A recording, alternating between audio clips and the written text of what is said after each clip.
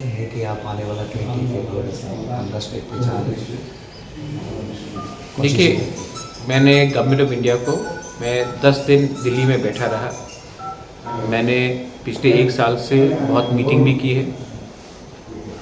उनके ए.के. मिश्रा जी अगरतला भी आए। हमने नॉट ओनली त्रिपुरा मोथा समाजपति ATTF के जो रिटर्नीज थे, क्या बोलते हैं, TURPC का नाम है उनका, उसके बाद BJP के लोग, IPFT के लोग, सब ने उनसे मुलाकात की। उन्होंने हम सब का व्यू लिया, एक बार नहीं 2-2 बार लिया।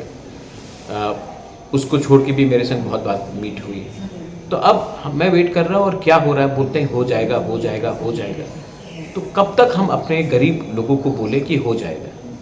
जब तक इसका कॉन्स्टिट्यूशनल सोल्यूशन नहीं होगा तब तक आप देखेंगे कि हमें फोर्स किया जाएगा किसी और स्क्रिप्ट में लिखने के लिए, हमारा ऑप्शन नहीं दिया जाएगा।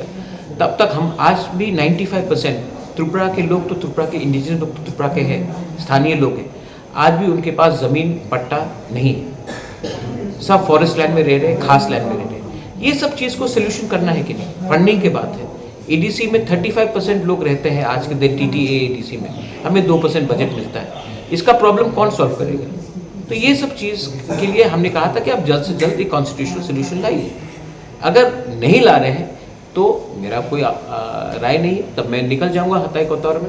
मैं बीमार हूँ, ठीक है, लेकिन महल से भी कभी कभी राजा को निकलकर ज़मीन में आकर गरीब के जैसे भूख में जाना चाहिए।